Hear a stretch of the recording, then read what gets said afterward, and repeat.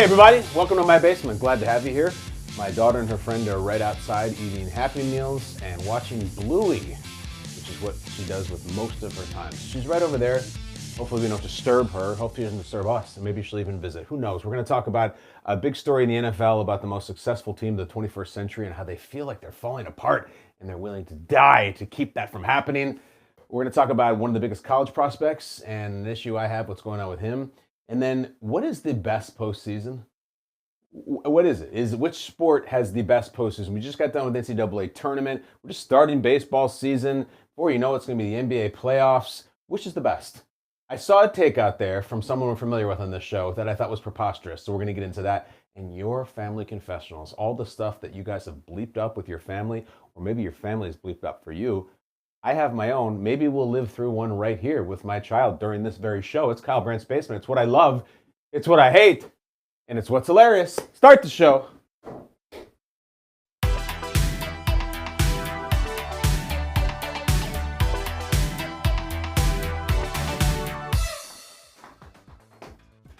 Oh, I love a desperate New England Patriots organization. I love a desperate Bill Belichick, and that's where we're at. Interesting times for the Patriots. You might have seen chatter going around that Bill Belichick has been actively shopping his young quarterback, Mac Jones. Pro Football Talk had it. The report is that, he spent the offseason saying, done. Who wants this guy? We drafted him in the first round a couple of years ago. We got to the playoffs once and got our doors blown off by Buffalo. Last year was a mess. I don't care what happened. It's his fault. Get him out of here. I don't know if it's true, but I love the vibe of New England right now. It's so fresh, isn't it? It's so different. It's so tasty. Because for the first time I can remember since I was, I think, in high school, if you look at that division, the AFC East, the New England Patriots are by far the lowest, have the least hype, the least talent on their team, the least expectations. They have not been picked to finish last in the division either by prognosticators or odds makers since 2001. It's 2023. It's been 22 years. And I don't see any reason why they shouldn't be picked last. I picked up a headline back from 2001, and it was from the Gazette-Journal talking about the state of the Patriots, and I will quote it for you. Baseball and basketball are the only things that matter in Boston. Football is just a little diversion in the few weeks between the end of the Red Sox season and the start of the Celtics season in early November. Now that became a freezing cold take because that very year the New England Patriots won the Super Bowl. And yet, look at it right now. Boston, okay? The Celtics are excellent. One of the best teams in the NBA, some of the best scorers. The Boston Bruins are excellent. One of the best teams in the NHL. The Red Sox, who knows? It's early. Does anybody care? Is there any juice about the Patriots other than the fact that they may be falling apart? I've talked about it on this show that Bill Belichick's in the hot seat. I think it's ridiculous. But now if you hear rumors, they might be shopping the quarterback, and even if they're not true, the fact that they're out there, everyone's just ready to pick at that carcass. And I don't know how the next couple of weeks are going to go for the Patriots, the lead up to the draft. I don't know how the next few months are going to go. I don't know what Belichick's going to do. But I know what he's not going to do. Nothing. This is not a guy who is going to just taper out, circle the drain, go 7-10 this year, maybe one more year to prove all the doubters wrong, go 8-9, and then hand it over to Gerard Mayo and go on his boat named after how many rings he has and sail around the harbor and retire. That is not going to happen.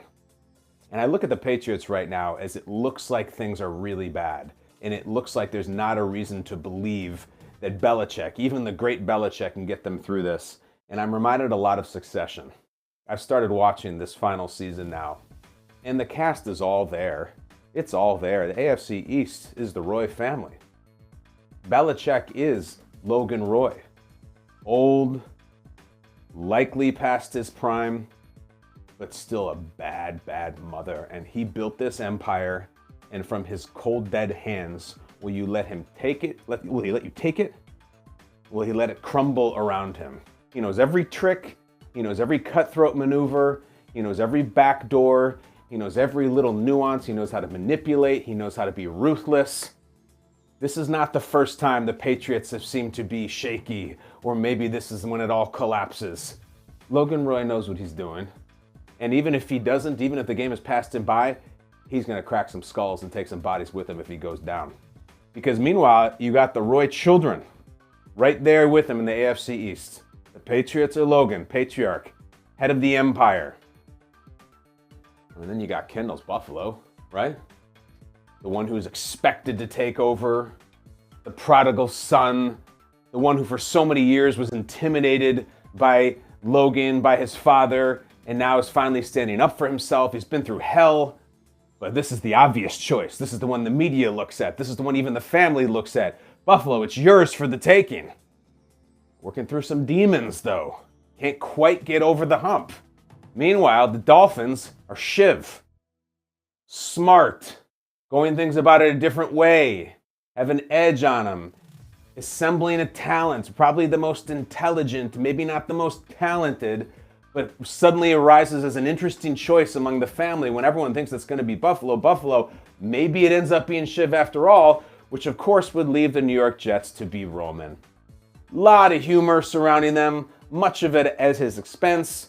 A lot of his insecurities he covers up with his own humor. Certainly the youngest, hasn't had success in a long time. And yet, you start to look at Roman, and after you watch enough seasons and enough episodes, Roman's not just some idiot making wisecracks and having all these sexual fetishes. Although the Jets, several years ago, the head coach did some of that too. But Roman's like, wow, Roman's pretty sharp. Roman's kind of turning the corner as much as a businessman. Roman's making some big business decisions that show this real self-starting entrepreneurial side of him, like going out and getting a quarterback, like that. They're all lined up. And all three of those teams, the Bills being Logan, or Bills being Kendall, and Shiv is the Dolphins, and Roman is the Jets, they all want one thing from the Logan Roy, Bill Belichick. They all just want Logan Roy to just die in the show. Just pass away and hand us the billions and get the hell out of here, old man. And that's how they feel about Belichick in the football sense. Let's just finish this guy. Let's get him the hell out of here. He had this crazy cold era reign for us where we couldn't win for decades. Now let's just step on his throat while he's down. And maybe they will. But I do not think that Bill Belichick is going to spend the last couple seasons of his career just floundering and just letting the chips fall where they may. I think he will dictate the chips. I think he will splash the pot.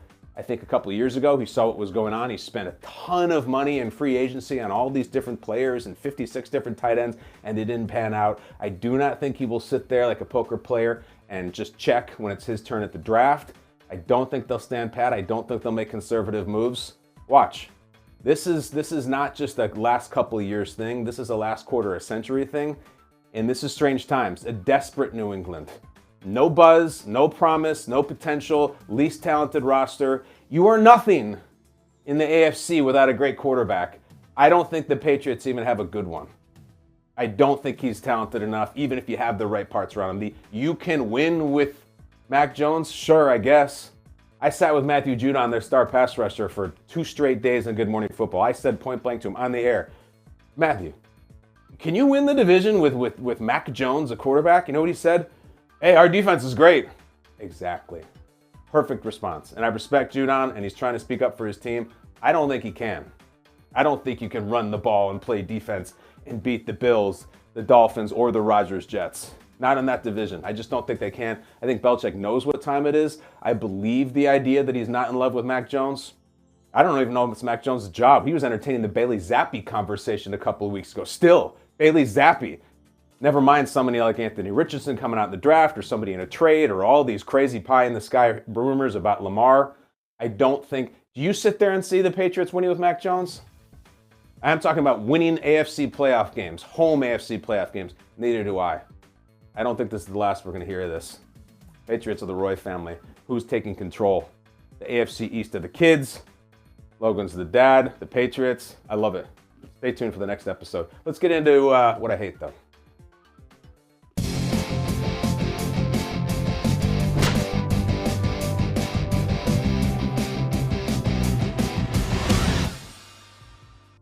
So probably the 2 most interesting names are going to come up in the draft on draft night in terms of where they go and what they could bring to the table are Anthony Richardson, the quarterback from Florida, and Jalen Carter, this prolific defensive tackle from Georgia. which is why I hate the report of his draft strategy that he and his agent, Drew Rosenhaus, have cultivated. You might have seen this, where he is only visiting, only spending the time to meet, visit, talk, and potentially bond with teams that are drafting in the top 10. Top 10 teams only, that is the report. After 10, don't even bother talking with me, it's a waste of time. Jalen Carter, as you might know, was involved in a tragic incident involving driving at high speeds on the road, and it involved loss of life from more than one person. It's terrible, and he's had to go through the legal proceedings of that, and it is something that hangs over he and everything he does, as well as any team that drafts him. It will come up. So then comes this report that I'm only meeting with the top 10 teams. I've seen this compared, I think, erroneously to people in the past. Famously and really hilariously, 30-some years ago, Deion Sanders comes out of Florida State and, as according to the legend, would go in to meet with teams, ask where they were drafting, and when they were saying they were drafting 13, 14, 15, he would just walk out of the room because he says, I'm not going to be there.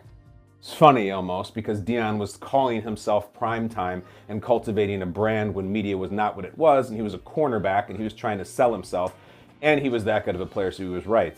I was talking to my brother Peter Schrager this morning at Good Morning Football, and he was bringing up the comparisons of Warren Sapp. Warren Sapp had some big issues hanging over his head coming out of Miami, different kinds than Jalen Carter. His were more of the substance abuse variety and other kinds of things really centered around that. And he fell far, and he was notoriously not taken by the New York Jets, who took Kyle Brady, a tight end from Penn State, and went to the Buccaneers. And Peter's trying to make the point that, this is the guy and this is a football player and they regret that pick. And I respect Peter's opinion more than anybody in the industry. And yet, that doesn't mean I agree with Jalen Carter's stance, because for every Warren Sapp, I can name 5 or 6 different guys who did have those concerns that didn't work out as well. My question to Jalen Carter and his representatives would be, what's the win here? Why not meet with those teams? Why are you making a priority to tell the teams, I'm a top 10 guy, I know it, I'm not going to waste my time meeting with those other teams? Why is it a waste of your time? What is it that is so difficult about meeting with a team that has the 11 pick, the 13 pick, the 23 pick? What else is it that you're doing with your time in this weeks leading up to the biggest job audition in history for you or anyone in your family ever? Why would you not meet with them? There's a report that he believes, that I saw for Daniel Jeremiah was talking to McAfee, and he was saying, I have to believe there's a backstop that he and his agent have been given, whereby we know we're not going to get past this team, and we have some sort of assurances. And DJ was saying, well, listen, I would look at Philadelphia because they have the number 10 pick, and they have a couple former teammates of Jalen Carter, and I would guess, would make an educated guess, that he has been given assurances by Philadelphia that he will not get past them at 10. Yeah, have you been given assurances by Philadelphia that on draft night, when the whole game starts spinning and everything's wheeling and dealing, that maybe they trade back? What if they do that and they're not at 10, and the team is at 10 is a team you wouldn't even meet with and didn't meet with and can't draft you, and so is the team at 11 and 12 and 13, and then you start falling? Why not meet? There's the long-term play of it too. You do get drafted by Philadelphia at 10, and you're there for 3 years, and then you're gone, and you're a free agent. And you're just sitting there. And all these teams, 22 out of 32 that you didn't meet with in the draft, left a bad taste in their mouth. You didn't meet with them at the time. They don't know you from the draft. They didn't want you coming out. And you didn't play very well in Philadelphia, so obviously why they're letting you go. Don't you think that's a bad move? What are we talking about here? Are we talking about a Zoom or two? Even an in-person meeting? And I think there's this other side of it where it's like, yeah, well, he doesn't want to meet with those people because it's just not a normal circumstance. He's going to have to answer really difficult questions about what happened in that car. So answer them. You're going to sit down for those meetings. You're going to have a very specifically planned response that has been cultivated by you, your agent, your representatives, and everybody else you let in the room. You have your response. You issue that response. You give it to them. And then you move on and you met with that team, and maybe you made a good response, and maybe they respect you for facing that music. Maybe they say, wow, we really like this guy. Maybe they like you so much that they want to trade into the top 10 to get you because you're that talented.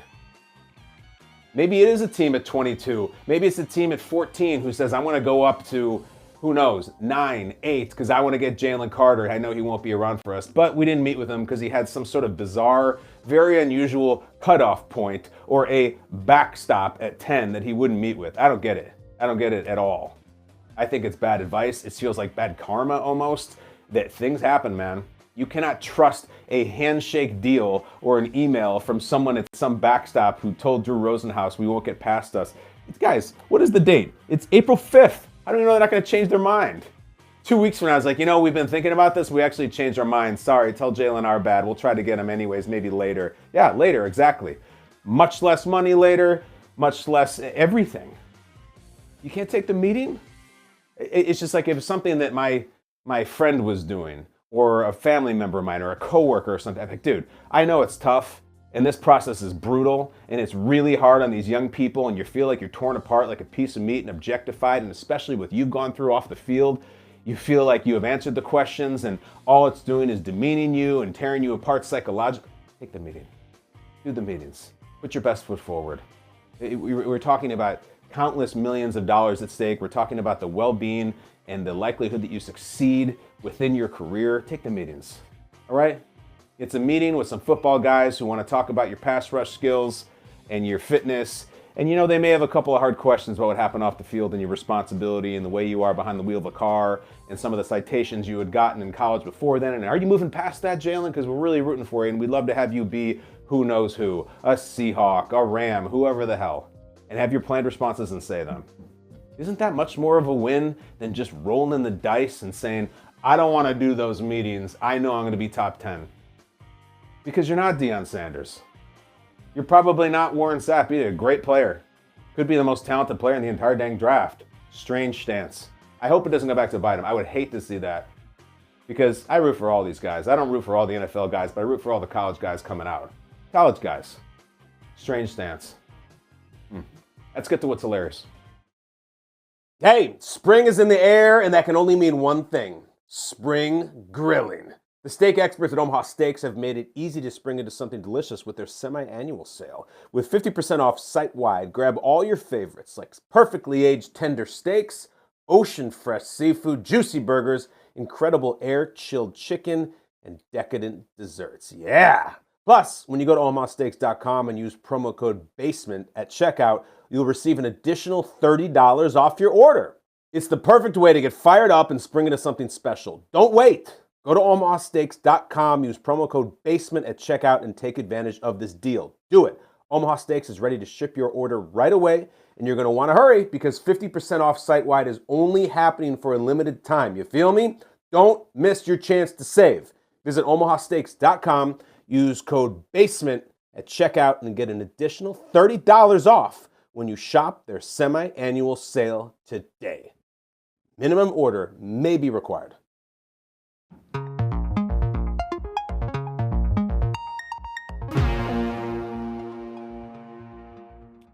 Top fives in media are great. In sports media, it's fast food. It's French fries. You put them up, and it's a very easy segment to do. It's great for social. It is very reactive. Everybody hates the list, and everyone reacts to it. They watch, they click, they like, they subscribe. So that's in any top five. But I like that comes one from our guy, Mad Dog Chris Russo, who, as we finish the NCAA tournament, as we are, a couple months away from the NFL postseason, and the other ones are coming up around the corner, Mad Dog took a run on First Take this morning of his top 5 postseasons. Top 5 postseasons by sport. Here's how he went. At number 5, he said the NBA. At number 4, he said the NFL. NFL post-playoffs. Number 4, he says 3 NHL playoffs, 2 men's basketball, or really just college basketball. And 1, the number 1 postseason he had was the Major League Baseball playoffs. Okay. First of all, I want to say I actually agree with him with Major League Baseball. There's something about it where the games go on for so many months, and there's 162 plus some games forever that have very little stakes, and the games are very long, and the season lasts forever. And other than just kind of tracking week after week where you are in the standings, a given inning and a given pitch even don't really have any stakes. In the playoffs, they feel massive. If your favorite baseball team has ever been in a night baseball playoff game on Fox with Joe Buck, whoever it may be calling, you really do feel like every single pitch you're on the edge of your seat. Every single pitch matters. And in a huge at-bat, if your team's pitching and they're in the field and the pitcher starts out 2-0 count. You're like, oh my God, we're behind now. What are we going to do? It's unbelievably electric. The calls are great from the commentators. The walk-offs are amazing. I really do think that, I don't think baseball is the best sport. I do think they have purely the best playoffs. I really do like them. And I think they're right. And I think they're better. The slight against the March Madness, as fun as it is that the one and done thing can be frustrating. You know, if you just have a bad night as a 2 seed, or in this year a 2 seed or a 1 seed, you can get knocked off. And it's like, well, come on. We don't get another shot at this at all. We don't again we do a best of 3. Some people like that. I can see why it'd be frustrating. But let's not bury the lead here. Here is Chris Mad Dog Russo's explanation, a guy who I completely respect and am entertained by. Here is his explanation of why he has, in his top 5 postseasons, the NFL playoffs at the number 4 spot. This is going to stir a little trouble, but I'm 100% right. Is the NFL. That wild card round is a complete waste. Too many 9 and 8 teams make the postseason. It's ridiculous. There's not enough quantity. There's too much teams in this postseason in the NFL. 32 teams and 14 make it. There's not 14 good teams. Plus, the home field means so much in the NFL that if you have the home field advantage, it gives you such a big deal come the postseason. And remember, 14 teams out of 32 make the playoffs. And don't you think Miami was going to beat Buffalo? I mean, come on, please. I go on and on and on. No road team ever wins. That is not even a debate. All right. I like that he starts by saying, I'm 100% right. Okay. If you say you're 100% right, you better deliver. He also said he didn't like the NFL playoffs because 14 out of 32 teams make the playoffs. That's too many teams. Chris, 14 out of 32 make the NFL playoffs. 12 out of 30 make the Major League Baseball playoffs. 16 out of 30 make the NBA playoffs. 16 out of 32 make the NHL playoffs. So in a couple of those, the percentage of teams in the league that make it is higher than the NFL, significantly higher, and baseball is pretty much a push because it's 12 out of 30 instead of 14 out of 32. Okay? So I don't think that really bears a lot of substance as far as your argument. Next. Did anyone think Miami was actually going to beat Buffalo? Chris, yeah. For a second there, it felt like in the game they were going to beat them. Do you know they were winning in the second half of that game? We're talking about the Skylar Thompson Miami Dolphins at Buffalo, trying to deal Josh Allen his first home playoff loss. They were down 3 in the fourth quarter. They were winning in the second half. They won the game, the Bills, 34-31. Watching that game, it was electric. The fear and the paranoia in the second half of, oh my God, Buffalo's going to make one of the worst playoff losses of all time. Oh my God, Miami might have one of the craziest upsets of all time. It was going to happen there for a second. And the Bills just kind of held on to the ball and held on to the edge of their seats and they won. That was in no way an endorsement of a terrible team playing a great team in the first round. That game was tight and it was nerve-wracking and it was really close. Building on that point. Home field advantage is so big in the NFL. The road team never wins. The Giants won on the road this past year in the playoffs against the Vikings in the first round. The Cowboys, who don't win playoff games, won in the first round at Tampa Bay, giving Tom Brady, the greatest playoff winner of all time, his final loss in his final game. Those are two pretty big. Daniel Jones won going away on the road in the first round of the playoffs. Dak Prescott beat Tom Brady, a team that has owned the Cowboys since Brady got there. Both of those things not could have happened, not came close to happening. They both happened. Not to mention the Dolphins one I just mentioned. The Chargers were destroying the Jacksonville Jaguars in their home field, and they just completely had a Chargers collapse. The only reason they didn't also do it. And even the Ravens were playing without Lamar, and they're battling Cincinnati. This is no way a symbol of how bad the first round of the NFL is. What are you talking about, Chris? I've done some bad top 5 lists. I've misplaced them all the time. I don't think this is the right slotting. I don't think that pro football is the 4th best playoffs. Especially recently, the last half decade, the games have been unbelievable. Unbelievable. That's an amazing thing. The home team never wins. They won twice last year. Twice. There are too many teams. It's just as many teams as in the other sports. And in fact, in some case, it's fewer teams. I love it, though. Baseball playoffs are great. Mad Dog's great. Let's get to something that we call, oh, man. You ready? Let's go to Family Confessional.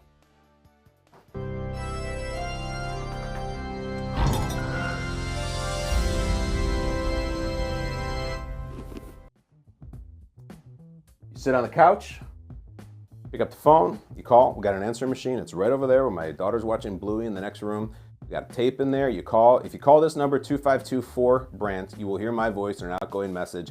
You leave a message. It's about something that you did in your family that you messed up, that you're embarrassed about. Maybe as a parent, maybe as a spouse, or maybe it's one of your family members that did the messing up. It doesn't matter when it is.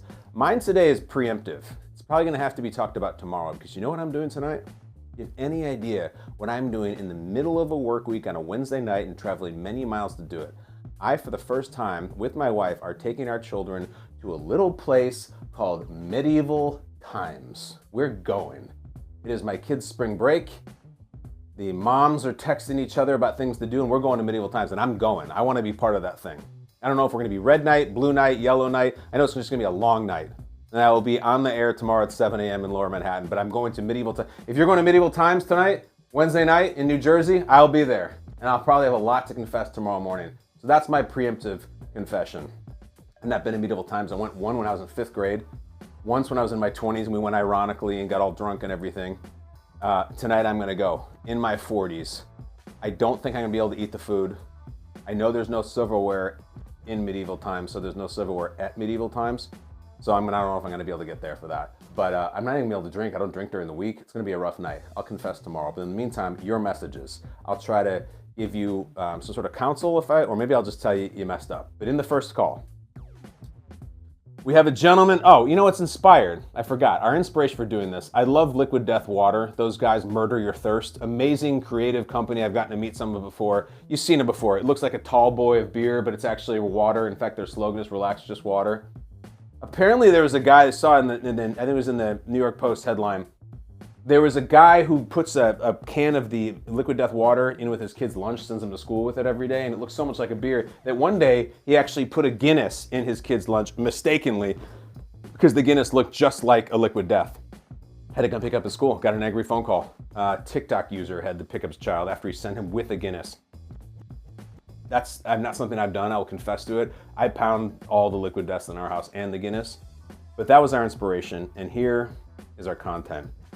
A man named Lincoln, assume it's a Lincoln. Lincoln from Colorado called 252-4-BRANT with a family confessional. Lincoln, what would you like to confess? Hey, Kyle, this is Lincoln out in Colorado. Just calling to confess my poor parenting.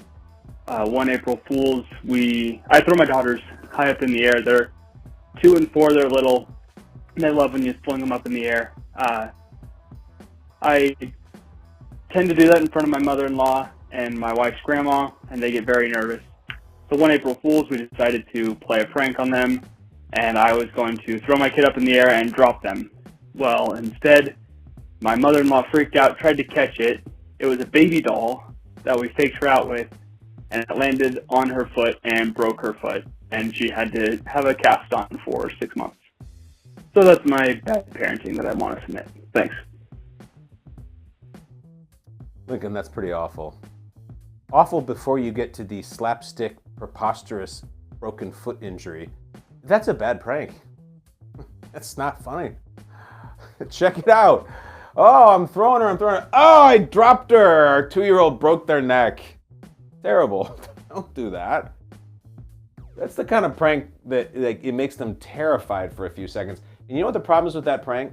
Is that when they realize it was a doll, they don't have this moment of deflation where they think it's funny and they're like, oh, good one. They're mad at you for scaring them like that. Also, it broke the foot of the doll. Was this doll made of lead? Was this doll heavy ceramic or something? I have many dolls in my home. I think if I were to take it and slam any of them on my foot as hard as I could, like Gronk, I don't even really think I'm getting bruised. I don't know. What kind of doll? Was it Teddy Ruxpin or something? What the hell was that? It broke her foot? Crazy story. I remember a quick one, and we'll get to the next one. This is a strange and random memory I have. When Titanic was the biggest movie in the world in 1997/1998, the cast, minus Leo, went on the Oprah Winfrey Show. And when they called out Billy Zane, remember how he uses a little girl, a little baby girl, like to get on one of the lifeboats? I'm all she has in the world, you know? When they say, oh, and Oprah goes, Billy Zane! And he walked out, and Billy Zane was holding this baby. He was holding a baby, and he was like doing this funny thing where he's like, shh, shh, shh, shh. And then he takes the baby and just throws it. And everyone screams, and it was a doll. But, you know, he was like the jerk villain in the movie, so it was kind of a funny thing he did. I don't know, it'd be funny if, like, on Easter Sunday or something, you're, hey, check it out, I'm gonna throw her. Oops, like, that's not good, dude. Lincoln, I'm glad you confessed. The point is not for me to judge. I asked for you to call and do terrible things you've done. I'm glad you confessed. I think you should have confessed. I think your penance is to never do that again. Let's get to the next caller. From the state of Alabama. Oh, roll tide. Caller named Brian. Go ahead and confess. Hey, Kyle. It's Brian from Alabama. So, I wasn't the fun uncle, but I was the fun dad. My daughter was in 2nd grade. It was field day. And during the day, everything's going well. I see my daughter over on the tire swing with a couple of her friends, so I take it upon myself to go over and make this the best tire swing that they've ever been on. So I start to pushing the old tire swing around. There's about 4 kids on it at this moment. And, hey, they're having the time of their life. I mean, we've got this bad boy spinning around. I mean, it's, they're holding on for dear life, but I mean, they're having a great time. Then my daughter's teacher comes over, and I get in trouble. Said I am pushing them extremely too high and too fast. And then I get kicked out of the playground area for the rest of field day. So, kids were let down. A couple of boos I heard, but that's how it goes. Sometimes being the fun dad will get you kicked off the playground, a field day at the old elementary school there. Amen, Brian. Sometimes it will, and I respect you. The kids want that. They're screaming for that. Faster, higher. You're not doing it high. You're not doing it. I love Brian a lot. I like he referred to a tire swing as a bad boy. We got that bad boy going. I'm at that age right now where also my 6-year-old, who I can hear right over there, she'll be like, spin me. And then I don't have any problem doing that. When it gets a little high stakes is when spin us, and it's she and it's her 2 little friends, and either they're on some normal spin thing or they do this thing they hang on in the spin, and you know, you're like, okay, here you go, faster, and they start screaming at you. So like eventually you're like, all right, you want faster? I'll give you faster. I'll teach you a lesson. It is a little weird when the other ones are on there though. I feel for you, man. I bet you were like the coolest dad ever, and that tire swing, that bad boy was going, and they made you step out of the field day. I'm glad it ended the way it did, and that none of the kids got thrown off the tire swing and landed on their teacher's foot and broke it, because that would have been a hard ending. But Brian, I'm with you on that. I don't even know if you have anything to confess for. That's just being a cool dad. Lastly, we have an unidentified fan, which is usually our favorite kind. It means they're really going to confess something that's unsavory if they're unidentified, but they do identify themselves as a Chiefs fan. So, unidentified Chiefs fan, please confess. This is the kind of I am. I'm really serious about the Super Bowl. Don't screw with me. So this year I'm watching the Super Bowl, the Eagles and the Chiefs, and my niece, who's 13, writes me, I'm rooting for the Eagles. And I got really pissed. And I wrote her back and I said, no more presents, no more ribbons, no more bows, no more money until you take it back.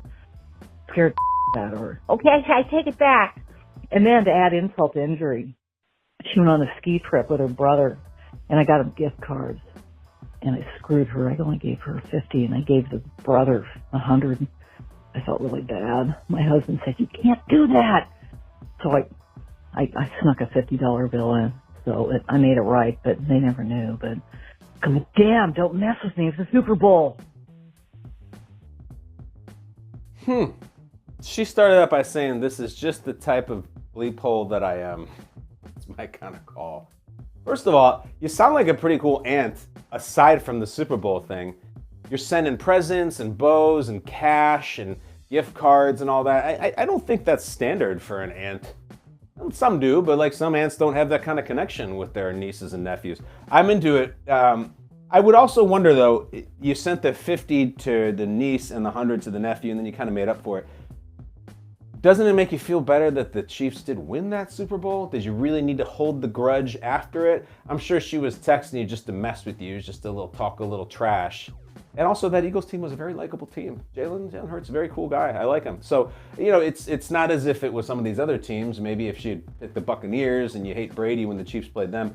The Eagles team were cool. There was no beef between the Chiefs and the Eagles. It's legitimate that she could have liked the Eagles. But I would have thought that after the Chiefs won, you would have said, write something in the memo line, the check you send her. And when you start to separate the gift card, you send 100 Amazon dollars to her brother and then 50 to her. That's like kind of a war crime. You don't do that. But listen, it's not the last Super Bowl you're going to be in, and I hope that niece goes and does the same thing. I'm glad you confessed, and more importantly, I'm glad you're right. Your conscience got a hold of you, and that's really what Family Confessional is all about. Doing a terrible thing and finding the path to do the right thing. Guys, that was great. That was great.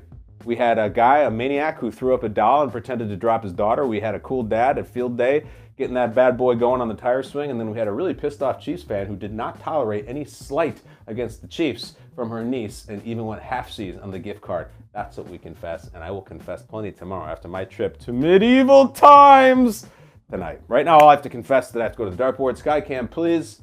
Red Knight's going down. Down, down, down. I'm going to cheer so loud, I'm going to feel like I'm at the Super Bowl. The number for today is, God, I'm so bad at darts. I feel like I'm Ray Allen on this basket next to the dartboard. Let's try this again. Yeah, 7. Number 7. Topic number 7 we will go to. I never see any of the topics until I actually see them right now. You can see them for yourself. Number 7, favorite dessert. Favorite dessert. I have a guy that I work with sometimes for, training and diet and stuff like that. And his name is Jacob Zemer, and he looks like Zangief from the Street Fighter video games. And he has this thing that he tells his clients about going out to dinner and setting some guidelines and limiting their calories. And his expression is, listen, you can have alcohol or you can have dessert. And dessert is for kids. Have alcohol. Well, that's interesting. It is a little bit childlike to get like some ice cream at the end of a meal when you're in your 40s and you're in a restaurant in New York City. But that said, my favorite one, I gotta say I'm a sucker for anything where the ice cream melts on top of something hot. When they combine those temperatures, and maybe it's one of those little cookies in a skillet, or maybe it's just straight chain restaurant style and it's like a hot brownie with vanilla ice cream on it, it's unbelievably good. Unbelievably good. The combination and the collision of textures and temperatures, and one of them's dairy and one of them's baked, and it starts to melt, and then it becomes this different viscosities all at once. It's like a living, breathing thing on your plate in front of you. And there's also that competitive aspect where you're usually sharing it. God willing, you better be sharing it. And it's like, I'm going to get these good bites, and I just had one, but I'm going to go back for another one because I see the bite right there in the corner that I want. Oh no, the guy just took it next to me. I got to go for the next bite. There's a whole game. There's a time factor. It's not like you get some tiramisu and it just sits there and you pick at it. Like, you got to go now on that ice cream on the brownie. And that server's got to get it out quick because it's going to turn into soup in about 90 seconds.